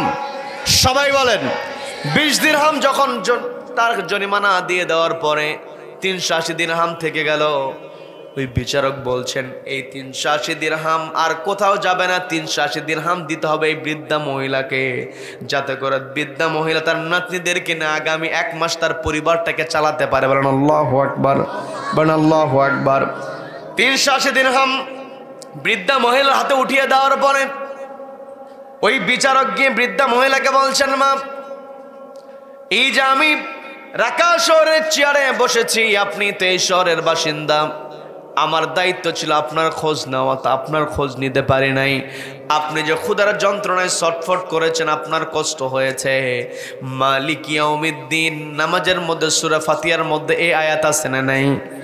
সবাইকে বলতে হবে এই আয়াত আছে না নাই? মালিক ইয়াউমিদ্দিন, আমি আপনি যদি আল্লাহকে ভয় করি, গোটা কোরআনের মধ্যে শুধুমাত্র এই আয়াতটা আমার আপনার জন্য যথেষ্ট হয়ে যাবে। আল্লাহু আকবার, বলেন আল্লাহু আকবার। মালিক ইয়াউমিদ্দিন, এই আয়াতের মধ্যে আমি আপনি যেই মেসেজটা পাই সেটা হলো আল্লাহ হলেন ওই দিনের মালিক, কিয়ামতের দিবসের মালিক, অর্থাৎ যেই দিন বিচার করবেন কে? সবাইকে বলতে বিচার করবেন কে? ওই বিচারের মধ্যে কোনো প্রকার কারচুপি করার কোনো সুযোগ আছে নাকি? দুর্নীতি করার সুযোগ আছে নাকি? মালিক ইয়াউমিদ্দিন, বিচার দিবসে তো আল্লাহ বিচার করবেন। আজকে আমি রাকা শহরের চেয়ারে বসে আপনার বিচার করেছি, আপনার রায়টা আমি দিয়েছি, কিন্তু মালিক ইয়াউমিদ্দিন যেই দিন আল্লাহ সবার বিচারক হয়ে কিয়ামতের ময়দানে দাঁড়াবেন, এই যে আপনি কষ্ট করেছেন বিচারক হিসাবে, আমি আপনার খোঁজ নিতে পারি নাই, এই অভিযোগ যদি আপনি আল্লাহর কাছে দায়ের করেন, আমি তো 1 কদম সামনে আগাতে পারবো না। বলেন আল্লাহু আকবার। এই কথা বলেন বৃদ্ধা মহিলার কাছে। বৃদ্ধা মহিলার কাছে বিচারক ক্ষমা চাইলেন, বললেন বিচারক হিসেবে আমার যে খোঁজ নেওয়ার দায়িত্ব ছিল, আমি দায়িত্বটা পালন করতে পারি না, আপনার কাছে অনুরোধ, আপনার কাছে আমি ক্ষমা চাই, আপনি যেন কিয়ামতের দিনে আমার ব্যাপারে আল্লাহর কাছে কোনো অভিযোগ না করেন। এই কথা বলছেন আমি আপনাকে আজকে বিদায় করে দিলাম, আগামী 1 মাস চলার জন্য 380 দিরহাম আপনাকে দিয়ে দিলাম, আপনার 2 নাতনিকে নিয়ে আপনি পরিবারটা পরিচালনা করবেন। তবে আপনাকে বলি 1 মাস পরে আপনি খলিফার দরবারে হাজির হবেন। আপনাকে তো আমি 1 মাসের সিদ্ধান্ত দিয়েছি, আপনি খলিফার দরবারে 1 মাস পরে আপনার 2 নাতনিকে নিয়ে আপনি খলিফার দরবারে হাজির হয়ে যাবেন। ওই দিন দেখি আপনার জন্য কোনো ব্যবস্থা হয় কিনা। এই কথা বলে বৃদ্ধা মহিলাকে তিনি বিদায় করে দিলেন। 1 মাস যখন সম্পন্ন হয়ে গেছে, বৃদ্ধা মহিলা তার 2 নাতনিকে নিয়ে খলিফার দরবারে হাজির হয়ে গেল। খলিফার দরবারে হাজির হয়ে তিনি লক্ষ্য করে দেখলেন খলিফার চেয়ারে যিনি বসে আছেন, ওই ব্যক্তিকে দেখার সঙ্গে সঙ্গে তিনি চমকে উঠেছেন। খলিফার চেয়ারে যিনি বসে আছেন তিনি আর কেউ নয়, ওই যে 1 মাস পূর্বে বিচারকের আসনে বসে যিনি হাতের মধ্যে 20টা বেতের বাড়ি নিয়েছিলেন, তিনি ওই চেয়ারে বসে আছেন। বলেন আল্লাহু আকবার, বলেন আল্লাহু আকবার। ওই যে খলিফার কাছে চিঠি লেখা হয়েছিল, খলিফার কাছে চিঠি লেখা হয়েছিল আমাদের শহরে বিচারক নাই। ওই সময় খলিফা তিনি চিন্তা করলেন যেহেতু বিচারক নাই, আমি নিজেই গিয়ে ওই শহরের খবরটা নেই, কারণ একজন খলিফা তার গোটা রাজত্বের জন্য জবাব দিতে হবে কার কাছে? সবাইকে বলতে হবে কার কাছে? আল্লাহর কাছে জবাব দিতে হবে। তিনি ওই সময় পরিকল্পনা করে নিজের পরিচয়টা তিনি গোপন করেছিলেন। পরিচয়টা গোপন করে তিনি রাকা শহরের চেয়ারে বসে বিচার করেছিলেন, দেশের মধ্যে ন্যায় বিচার আছে কিনা এটা পরীক্ষা করার জন্য। এই পরীক্ষাটা তিনি করেছিলেন মূলত কার ভয়ে? সবাইকে বলতে হবে কার ভয়ে? তার মানে আমি আপনি যদি আল্লাহর কাছে সন্তুষ্ট অর্জন করতে চাই, সবার আগে অন্তরে আল্লাহর ভয় থাকতে হবে। কি কথা বলেন? কি কথা বলেন? সম্মানিত দিনী ভাইরা, যখনই ওই বৃদ্ধা মহিলা খলিফার চেয়ারে 1 মাস পূর্বে ওই বিচার করা রাকা শহরের বিচারককে দেখতে পেলেন, তিনি একটু চমকে উঠলেন। ওই বৃদ্ধা মহিলাকে দেখার সঙ্গে সঙ্গে খলিফা তো চিনতে পেরেছেন, দৌড়ে চলে আসলেন বৃদ্ধা মহিলার কাছে। বৃদ্ধা মহিলার পাশে দাঁড়ালেন। বৃদ্ধা মহিলার পাশে দাঁড়িয়ে বলছেন, আপনি আমাকে দেখে চমকে উঠেছেন। চমকানোর কিছু নাই, আমি ওই দিন রাকা শহরের বিচারক হিসেবে আপনার সামনে দাঁড়িয়েছিলাম, বিচার করেছি। ওই দিন আমি আমার পরিচয়টা গোপন করে আমার শহরের বিচারটাকে টেস্ট করার জন্য আমি বিচারকের আসনে বসেছিলাম। ওই দিন তো আমি আপনার কাছে ক্ষমা চেয়েছিলাম রাকা শহরের বিচারক হিসাবে। আমি ওই দিন খলিফা হিসাবে আপনার কাছে আমি ক্ষমা চাই নাই। আমি আপনাকে ডেকে পাঠিয়েছি, সঙ্গে আপনার নাতনিদেরকে আসতে বলেছি। কারণটা হলো আপনার নাতনিরা হলো ছোট মানুষ, অনাথ, পিতামাতা নাই। আপনি বৃদ্ধ মানুষ, আমি তো খলিফা। আমার দায়িত্ব হলো আমার জনগণ কেমন আছে এই খোঁজ আমাকে নিতে হবে। কার ভয়ে? সবাইকে বলতে হবে কার ভয়ে? যখন কোনো মানুষ বার্ধক্যে উপনীত হয়ে যায়, ওই বৃদ্ধ মানুষকে রাষ্ট্রীয়ভাবে তাকে দেখাশোনার দায়িত্ব শুধুমাত্র ওই রাষ্ট্রের যিনি তার চেয়ারে বসে থাকবে তাদেরকে দায়িত্ব দেওয়া হয়। আবার যারা রাষ্ট্রের নাগরিক হবে তারা চেয়ারে কাদেরকে বসাতে হবে, কাদেরকে বসানো দরকার, এই দায়িত্বটা আমার আপনার উপরে আছে না নাই? সবাইকে বলতে হবে আছে না নাই? আছে না নাই? তার মানে আমি আলোচনা শুরু করেছিলাম, আমরা কার গোলাম? সবাইকে বলতে হবে কার গোলাম? আল্লাহর গোলাম। আমরা আল্লাহর গোলামি করব। আবার আমাদের আরেকটা পরিচয়ের কথা বলেছিলাম, আমরা হচ্ছি খলিফা। কার খলিফা? আল্লাহর খলিফা। আল্লাহর যে বিধান আছে এই বিধানটাকে বাস্তবায়ন করতে হবে নিজের ব্যক্তিগত জীবনে, পারিবারিক জীবনে, সামাজিক জীবনে, রাষ্ট্রীয় জীবনে। প্রত্যেকটা জায়গায় যখন আল্লাহর বিধান বাস্তবায়িত হবে তবেই এই পৃথিবীতে শান্তি আসবে। পৃথিবীতে আমি আপনি শান্তিতে থাকতে পারবো, আখিরাতে আমি আপনি মুক্তি পাবো। এর জন্য দরকার হলো আল্লাহর বিধান। কি কথা বলেন? কি কথা বলেন? আল্লাহর বিধানের জন্য আমাকে আপনাকে চলতে হবে। আমি যে ঘটনা বলতে নিয়েছিলাম ঘটনাটা শেষ করি। সেটা হলো বৃদ্ধা মহিলাকে বললেন, আপনার নাতনিদেরকে নিয়ে এসেছেন, তারাও তো কষ্ট করেছে। আগামী মাস থেকে এই রাষ্ট্রীয় কোষাগার থেকে আপনার জন্য ভাতা নির্ধারণ করে দেওয়া হলো। আমার দেশেও কিন্তু গরিব মানুষের জন্য, বৃদ্ধ যারা হয়, বৃদ্ধা যারা হয়, তাদের জন্য ভাতার সিস্টেম আছে না নাই? আছে না নাই? বয়স্ক ভাতা দেওয়া হয়, কিন্তু কষ্টের সঙ্গে কথাগুলো বলতে হয়। এই বয়স্ক ভাতাগুলো বেছে বেছে দেওয়া হয় ওদেরকে যারা তেল দিতে পারে। কি কথা বলেন? এমনও ঘটনা আছে, শক্তি আছে, সামর্থ্য আছে, পরিবারের খরচ চালানোর অর্থ আছে, এরপরও গরিব মানুষকে ভাতা না দিয়া সামর্থ্যবানকে ভাতা দেয় একমাত্র নিজের দল করার কারণে। কি কথা বলেন? আবার এই ভাতা নেওয়ার জন্য বয়স্ক ভাতা কেমন করে পাবে? অমুক নেতাকে কিছু টাকা দাও, অমুক নেতাকে কিছু টাকা দাও, দিতে দিতে বয়স্ক ভাতা যেই মহিলাটা হোক, যেই পুরুষ হোক, বৃদ্ধ মানুষ, বৃদ্ধা মহিলা যেই পাক না কেন, ওই বয়স্ক ভাতার অর্ধেকই নাই হয়ে যায়। কি কথা বলেন? আজকে আমার আপনার দেশে আল্লাহ আমাকে আপনাকে স্পষ্ট বলছেন, তা'মুরুনা বিল মা'রুফ, তোমরা সৎ কাজের আদেশ দাও, ওয়া তানহাউনা আনিল মুনকার, অসৎ কাজে বাধা প্রদান করো। আজকে আমি আপনি মনে করি একা একা ইবাদত করে আমি আপনি পার পেয়ে যাব। নামাজ পড়লাম, রোজা করলাম, হজ করলাম, যাকাত দিলাম, কোরআন তেলাওয়াত করলাম, সকাল সন্ধ্যা জিকির করলাম, পার পাওয়ার কোনো উপায় নাই। স্পষ্ট কথা বলে আমার কথা বিরক্ত হচ্ছেন? বিরক্ত হচ্ছেন? নবীজিকে যখন বলা হয়েছিল, আব্দুল্লাহর পুত্র মুহাম্মদ তুমি কি চাও সাল্লাল্লাহু আলাইহি ওয়াসাল্লাম, তুমি কি চাও? তোমাকে অর্থ দেওয়া হবে, তোমাকে বাড়ি দেওয়া হবে, তোমাকে নারী দেওয়া হবে, সবকিছু তোমাকে দেওয়া হবে, তবে কথা হলো তুমি আমাদের বিরুদ্ধে কোনো কথা বলবা না। নবীজি সেটা শুনেছিলেন? নবীজি একাকে ইবাদত করে যে পার পাওয়া যেত, নবীজি একাকে ইবাদত করতেন, নবীজি একাকে ইবাদত করে ক্ষান্ত হতেন, কিন্তু একাকে ইবাদত করে পার পাওয়ার কোনো উপায় নাই। যদি একাকে ইবাদত করে পার পাওয়ার সুযোগ থাকতো, নবীজিকে মক্কা থেকে মদিনায় হিজরত করতে হতো না।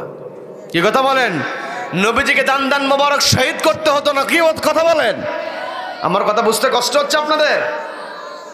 ইমাম হোসাইন রাদিয়াল্লাহু তাআলা আনহুর নাম খুতবার মধ্যে আছে না নাই? ইমাম সাহেব প্রত্যেক জুমায় তিনি বলেন ও সাইয়্যিদ শাবাবি আহলিল জান্নাহ আল হাসান ওয়াল হুসাইন। উচ্চারণ নাম আছে না নাই? আছে। হুসাইন রাদিয়াল্লাহু তাআলার ঘটনা তো আমরা সবাই কম বেশি জানি। ইমাম হুসাইনকেও বলা হয়েছিল ওই কারবালার প্রান্তরে, ইমাম হুসাইনকে বলা হয়েছিল ওই পাপিষ্ঠ ইয়াজিদের যারা চালা চামুন্ডা ছিল তারা বলেছিল যে হোসাইন তুমি যেখানেই থাকো তোমাকে সুবিধা দেওয়া হবে, তুমি তোমার মতো ইবাদত করো, তোমাকে সর্বাত্মক সহযোগিতা করা হবে, তবে শর্ত হলো তুমি ইয়াজিদের বিরুদ্ধে কোনো কথা বলবে না। ইমাম হোসাইন স্পষ্ট বলেছিলেন ওয়াতানহাউনা আনিল মুনকার, অসৎ কাজে বাধা প্রদানের অর্ডার আমাকে আপনাকে দিয়েছেন কে? সবাইকে বলতে হবে কে দিয়েছেন? ইমাম হোসাইন বলেছেন যতদিন পর্যন্ত আমার দেহে প্রাণ আছে, আমার শরীরে রক্ত আছে, আমি ততদিন পর্যন্ত অন্যায়ের বিরুদ্ধে কথা বলবো। এটাই হচ্ছে খেলাফতের দায়িত্ব। কি কথা বলেন? আমি আপনি নিজেকে মনে করি আমাকে আপনাকে আল্লাহ শ্রেষ্ঠ সৃষ্টি মানুষ বানিয়েছেন, অবশ্যই আমরা এটা কৃতজ্ঞতা আদায় করব। আমাকে আপনাকে ইবাদতের জন্য তৈরি করা হয়েছে, আমি আপনি ইবাদত করব, কিন্তু সেই ইবাদত শুধুমাত্র ব্যক্তিগত জীবনে নয়, পারিবারিক জীবনে, সামাজিক জীবনে, রাষ্ট্রীয় জীবনে, প্রত্যেকটা জায়গায় আল্লাহর ইবাদত করতে হবে। কি কথা বলেন? আমি আপনি যখন ব্যবসায়ী চলে যাব সেখানে ইবাদত করার সিস্টেম আছে না নাই? আছে না নাই? আল্লাহকে ভয় করে যে ব্যবসাটাকে সঠিকভাবে করবে ওই ব্যবসায় তার জন্য ইবাদত হয়ে যাবে। কি কথা বলেন? এই যে হাফেজে কোরআন, এখানে অনেক হাফেজে কোরআন বসে আছে, তাদের ওস্তাদ যারা আছে তারা দায়িত্ব পালন করেছে বলেই আজকে এতগুলো ছাত্র তারা পাগড়ি নিয়েছে। একটা প্রতিষ্ঠান থেকে এতগুলো ছাত্র পাগড়ি নেওয়া এটা কিন্তু চারটিখানি কথা নয়, সারা দেশে আমরা ঘুরে বেড়াই।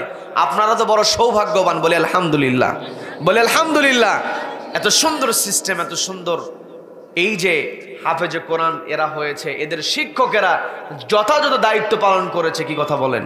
কি কথা বলেছেন? তার মানে প্রত্যেকটা জায়গায় আমাকে আপনাকে দায়িত্ব পালন করতে, যার যেখানে দায়িত্ব ওই দায়িত্ব পালনের সময় ভয় করতে হবে কাকে? কাকে ভয় করতে হবে? আল্লাহকে ভয় করতে হবে। আমি আপনি আল্লাহর ইবাদত করব, আল্লাহর ইবাদত ব্যক্তিগত জীবনে করতে হবে। যেখানেই আমাকে আপনাকে আল্লাহ সুযোগ দিয়েছেন তা'মুরুনা বিল মা'রুফ, সৎ কাজের আদেশ দিতে হবে, ওয়া তানহাউনা আনিল মুনকার, অসৎ কাজে বাধা প্রদান করতে হবে। আমার আপনার যে পরিচয়, আমার আপনার যে আসল পরিচয়, আমার আপনার পরিচয়টা কি?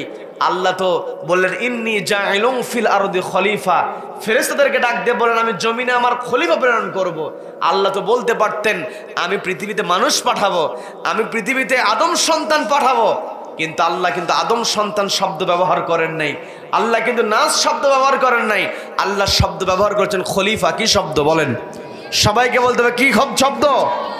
খলিফা শব্দ। তার মানে আমি আপনি আল্লাহর খলিফা, আল্লাহর খলিফা হিসেবে কতটুকু দায়িত্ব পালন করলাম? প্রশ্ন আছে না নাই? প্রশ্নের সম্মুখীন আমাকে আপনাকে অবশ্যই হতে হবে। আল্লাহর জমিনে আমরা এসেছি, আল্লাহর ইবাদত করব। আমি যেই আয়াতে কারিমা তেলাওয়াত করেছিলাম তার 1 নাম্বার বৈশিষ্ট্য, অর্থাৎ সূরা আনফালের মধ্যে আল্লাহ 3টা বৈশিষ্ট্য তুলে ধরেছেন। আমি এর মধ্যে 2টা বৈশিষ্ট্যের কথা আপনাদের আলোচনার মধ্যে শুনিয়েছি। 1 নাম্বার হলো ইদা যুকিরাল্লাহ, যখন মুমিন বান্দার সামনে আল্লাহর নাম উচ্চারিত হবে, ওয়াজিলাত কুলুবুহুম, অন্তরটা কেঁপে উঠবে। কার ভয়ে? কার ভয়ে? তার মানে আমি আপনি যদি নিজেকে ঈমানদার প্রমাণ করতে চাই, আল্লাহর নাম উচ্চারিত হওয়ার পর অপরাধ থেকে নিজেকে দূরে সরিয়ে রাখতে পারলেই বোঝা যাবে আমি আপনি মুমিন বান্দা হতে পেরেছি। কি কথা বলেন? আরেকটা আমি বৈশিষ্ট্য বলেছিলাম আলা রাব্বিহিম ইয়াতাওয়াক্কালুন, মুমিন বান্দা সবসময় ভরসা করবে কার উপরে? ভরসা করবে কার উপরে? আল্লাহর উপরে ভরসা করবে। মাঝখান দিয়ে যে বৈশিষ্ট্য মুমিন বান্দার বৈশিষ্ট্য, ওয়া ইদা তুলিয়াত আলাইহিম আয়াতুহু জাদাতহুম ঈমানা, ঈমানদার বান্দার সামনে যখন কোরআন থেকে তেলাওয়াত করা হবে, জাদাতহুম ঈমানা, ঈমানদার বান্দার ঈমানটাকে বহুগুণে বৃদ্ধি করে দেবেন কে? সবাইকে বলতে হবে কে বৃদ্ধি করে দেবেন? তার মানে ঈমান যদি আমি আপনি বাড়াতে চাই তাহলে একটি কিতাবের তেলাওয়াত বেশি বেশি করতে হবে। সেই কিতাবের নাম কি? কিতাবের নাম কি? পর্দালের মা বোনেরা যেখান থেকে শুনছেন আপনাদেরকে দৃষ্টি আকর্ষণ করে বলছি, আপনারা যারা আছেন আমার আপনার মুসলিম, আমাদের পরিচয় কি? সবাই একটু কষ্ট করে বলেন পরিচয় কি? মুসলিম। আমরা মুসলিম, আমাদের পরিচয়। কোনো মানুষ যদি রিক্সাওয়ালা হয়, কোনো মানুষ যদি কৃষক হয়, কোনো মানুষ যদি ব্যবসায়ী হয়, ব্যবসার জন্য দোকানে বসতে হয় কি হয় না? কেউ রিক্সা চালক, তার পরিচয় হলে প্রত্যেক দিন 8 থেকে 10 ঘন্টা সে রিক্সা চালায় কি চালায় না? ব্যবসায় 8 থেকে 10 ঘন্টা তার ব্যবসা করতে হয়। শিক্ষক ছাত্রদেরকে পড়ায়, ছাত্ররা পড়ে। তার মানে যার যেমন পরিচয়, এই পরিচয়ের আলোকে প্রত্যেক দিন তার কাজ করতে হয়। রিক্সাওয়ালা হলে রিক্সা চালাতে হয়, ব্যবসায়ী হলে ব্যবসা করতে হয়, শিক্ষক হলে ছাত্র পড়াতে হয়, ছাত্র হলে পড়াশোনা করতে হয়, বাড়ির গৃহিণী যদি হয় রান্না বান্না করতে হয়। কি কথা বলেন? তার মানে প্রত্যেক দিন আমার আপনার কাজ আছে। রিক্সা চালক হলে রিক্সা চালাই, পরিচয়ের অনুযায়ী কাজ আছে। ব্যবসায়ী হলে ব্যবসা করা, সেই কাজ আছে। কিন্তু আমি আপনি মুসলিম, আমার আপনার পরিচয় মুসলিম। মুসলিম হিসেবে দৈনিক আমাদের কাজ করার দরকার আছে না নাই? আছে না নাই? প্রত্যেকটা জায়গায় তো মুসলিম হিসেবে আমি আপনি কাজ করব। কিন্তু একজন মুসলিম, ইসলাম ধর্ম 5টা স্তম্ভের মধ্যে, সবাইকে বলতে হবে কয়টা? সবাই কয়টা? 5টা। একটা তো আমরা ঈমান এনেছি, এরপরে যাই নামাজ, এরপর আসে রোজা, এরপর আসে হজ, এরপর আসে জাকাত। এখন আমি আপনি আজকে যদি জাকাত দিয়ে ফেলি, আগামী 1 বছরের মধ্যে জাকাত দেওয়ার কোনো সুযোগ আছে? নাই। যদি এই বছরে কেউ হজ করে, সারা বছরে আর হজ করার কোনো সুযোগ আছে? নেই। রমজান আসছে আমাদের সামনে, রমজানের 1 মাস রোজা রাখার পরে কেউ চাইলে কি ফরজ রোজা করতে পারবে? পারবে না। তার মানে আমি আপনি চাইলে সবসময় হজও করতে পারি না, রোজাও করতে পারি না, জাকাতও দিতে পারি না। আমি আপনি সবসময় মুসলিম হিসেবে যে কাজটা করতে পারি সেটা হচ্ছে নামাজ। কি কথা বলে? কি কথা বলেন? আমি আপনি নিজেকে পরিচয় দিলাম আমি আপনি মুসলিম, কিন্তু মুসলিম হিসাবে ইসলামের যে স্তম্ভ আছে আমি কি স্পর্শ করেছি কিনা এই প্রশ্ন করার দরকার আছে না নাই? আছে না নাই? তার মানে আমি আপনি যদি আল্লাহর ইবাদত করতে চাই, আমাকে অবশ্যই নামাজি হতে হবে। রব্বুল আলামিন আমাদের সকলকে নামাজি হিসেবে কবুল করেন, বলেন আমিন, বলেন আমিন।